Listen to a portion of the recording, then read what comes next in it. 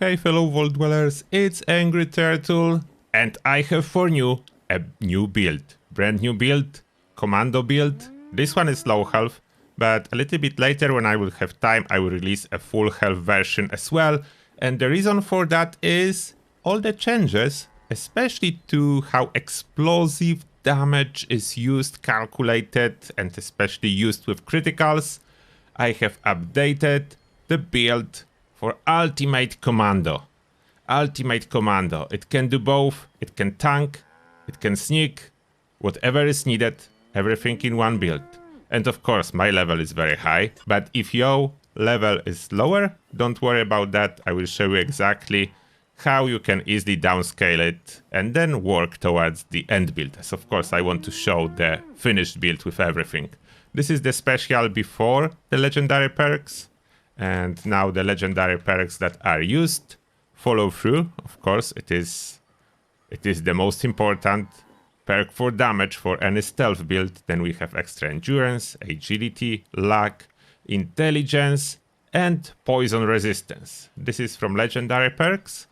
Now, first, if you don't have all those legendary perks, start of course with follow through.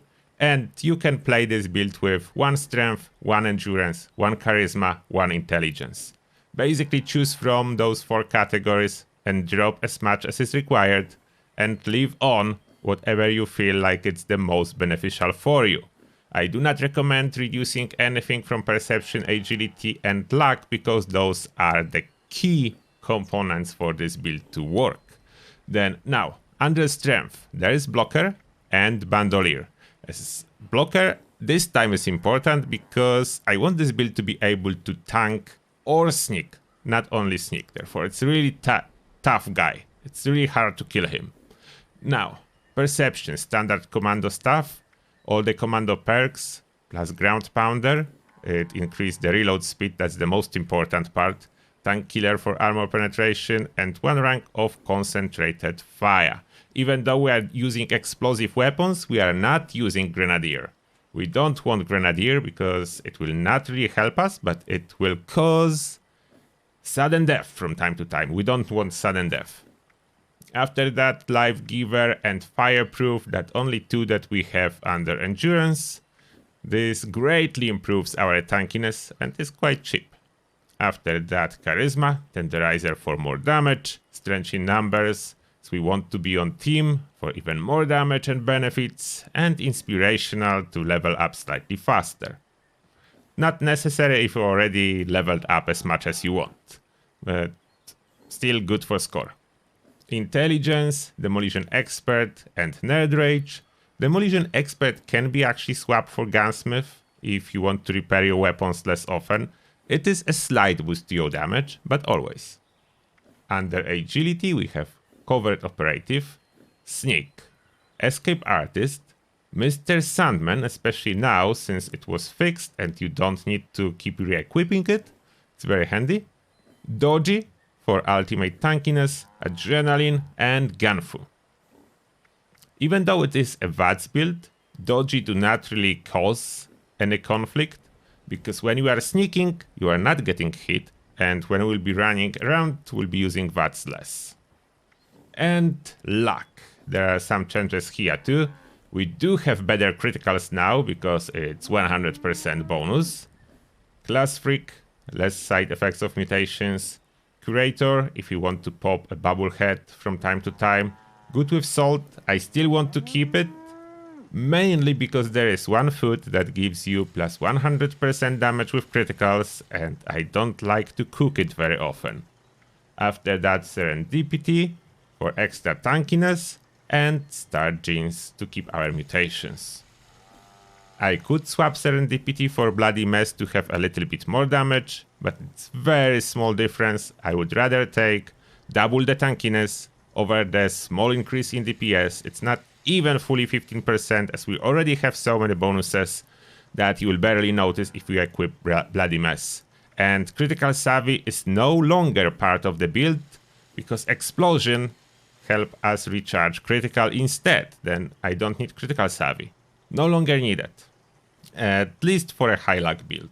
Now let's jump over mutations, gear and aid. Let's start with mutations. I just freshly reapplied as I needed to swap one, but final mutation setup. Adrenal reaction for damage, bird bones for extra agility, eagle eyes for crit damage, egghead for faster experience, herbivore for double the bonuses, especially crit damage bonus, herd mentality as you're supposed to be playing in the group if you want to maximize your build absolutely to the best. Marsupial for jump height and speed demon for reload speed. And now the gear. I have 3 weapons. One is explosive vampire fixer, and I painted it red to know that it's a vampire. In my case, with faster reload, and it is a perfect vampire fixer for everyday use case scenario. Next, if you want full DPS, we have quad explosive fixer. It would be better if I would roll it with less AP cost, but it's good enough for now. And lastly, when I want to run around like a Rambo, unafraid of anything, and during events, I will use this Tesla. That's Vampire Tesla, will keep me alive no matter what. It will be beneficial to equip a Grenadier, especially if I would like to use Tesla during the events, but I will just manually swap it if this will be required, just Grenadier instead of one of the Commando perks, if I want to use Tesla mainly for tagging on events. Armor. This is very interesting trick in here. As you can see, I have 2 torso pieces for Secret Service, and one is with a jetpack, and I intentionally roll it with less falling damage rather than focusing on any other effect. And other one is my unyielding, and this one is modified with asbestos lining that protects me from all those falling ambers during colossal problem and gives extra energy resistance. I can easily swap them as I have those favorite. I can have a jetpack, and I can switch no jetpack. This is a very fast swap, therefore you have benefits of both. I strongly recommend that. And then, as you notice, the other pieces are ultralight covered scout pieces for the best possible stealth. And even though I have those pieces, I still got benefit from my poison resistance because I have my mask, covered scout armor mask equipped, and so far it works as a 5th piece for the set, and you can use legendary perks. And all those pieces are shadowed ultralight, maximum stealthiness from those pieces, some of them with AP refresh speed, then that's even better.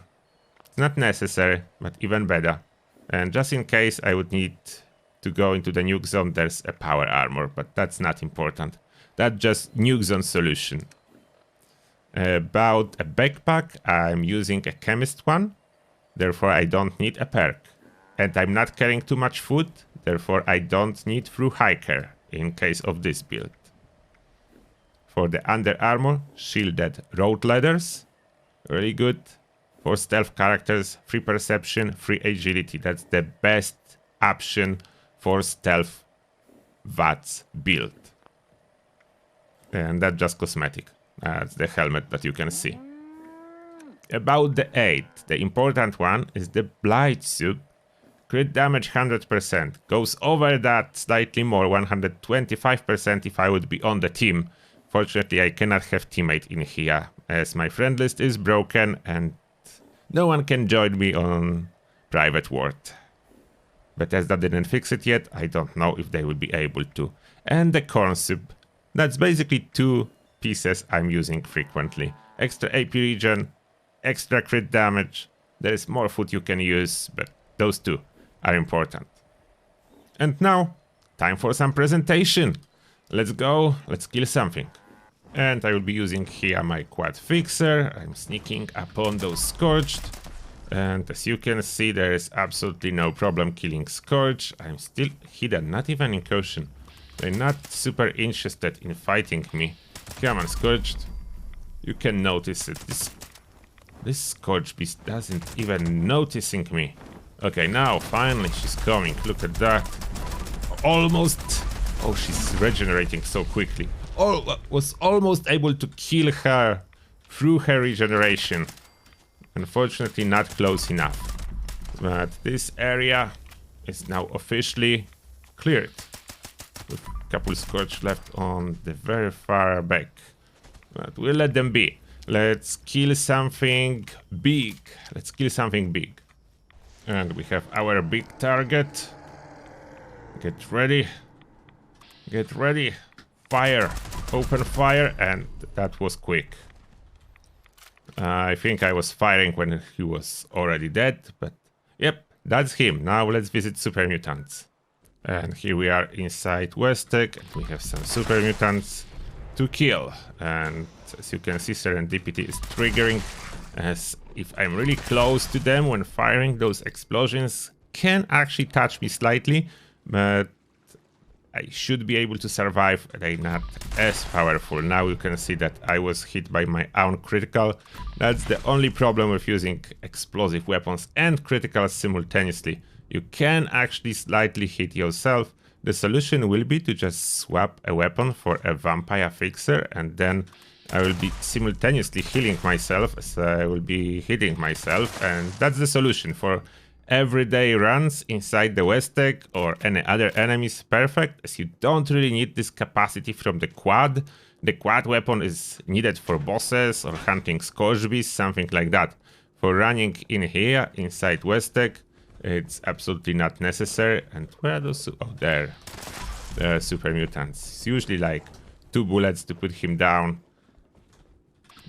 That's super easy. And if you want to go a Rambo mode, for that we have this Tesla. And then stop sneaking, and you go Rambo mode. Just run on them, hit somewhere directly or indirectly, they will take damage. That's why we have Tesla. And did they run out of super mutants? Where are they? Should be more in here. And there is enough healing, so they can do absolutely nothing. Even though they can see me, then they can fight me. I have enough tankiness to run on them relentlessly. Just shoot. They do a little tiny bit of damage. They would do even less if I would have a teammate. Therefore, I'm in slight disadvantage not having a teammate. But this build is so good that lack of a teammate is not a deal breaker. I still perform. I'm losing a little bit of damage and tankiness by not having a teammate. But I don't think it's like necessary. I'm doing well. And that's the blocker in action. Otherwise, this bite could be painful. Like those doggo can kill if you are running squishy build with very little health. As my radiation went up a lot. Oh, I found one more super mutant. I can even reload. I'm tanky enough that I can reload when he's shooting at me. Done. No more super mutants in here. That's the build, everyone. Let me know if you like it. Every situation covered. Perfect stealth, perfect tankiness. Whatever you need to do with it. High DPS. Not too much maintenance around it. I think if I would be going for the full health and going with ideas, most likely I would do even more lazy variant for the full health, but this is the bloodied one. This is the one that slays everything and do the DPS. Then this is the build for you. Let me know what you think. And now, as always, thank you a lot for watching, and see you all in the next one.